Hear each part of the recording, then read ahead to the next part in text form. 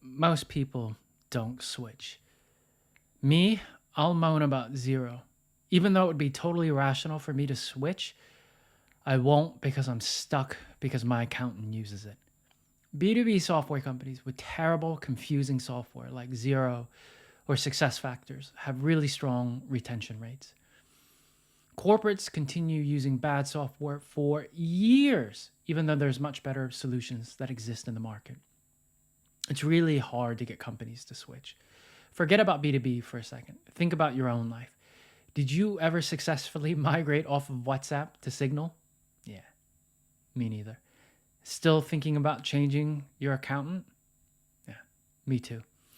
In fact, in Zero to One by Peter Thiel, he says you need to create a product that's 10x better to get people to switch. So 10x better product, that sounds like a lot of work. But what if your product is already much, much better? The good news is that the solution may be as simple as a few copy changes on your website. I'm Nopadon from Startup Core Strengths, and today I'm going to talk to you about getting more people to switch to you. So what is that about? Why is it so hard to get people to switch? And what can you do about it?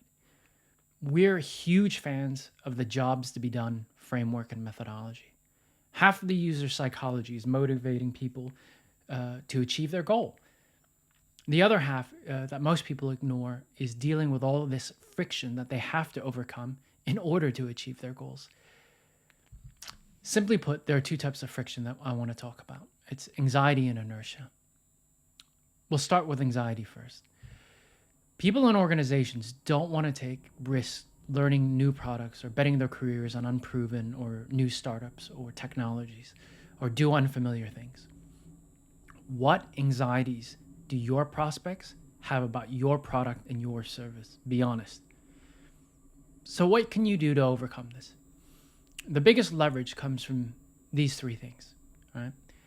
One, find your prospects' anxieties. Ask your sales team. Failing that, then ask recent signups. Call out the anxieties and address them. You should address the anxieties in descending order, like an FAQ, but instead just call out each anxiety in the customer's language as a headline and then address it. If you look at our website on startupcorestrengths.com on the coaching page, we do just that. So we talk about how it works. Is it worth it? What will my team think of this? How much does it cost? Right? These are all things that our users are concerned with. Let's talk inertia. Even if you can overcome that, often the switching costs far outweigh the financial costs, such as integrating new software, training new people, getting the necessary approvals, just changing old habits. So pick the number one biggest inertia factor for you and think about how to address that specific thing. What if you need a customer to change their behavior, right? Like Headspace, or if you're creating a new product category like Slack. Tell us your biggest source of inertia in the comments below, and I'll DM you with some suggestions on how to overcome that.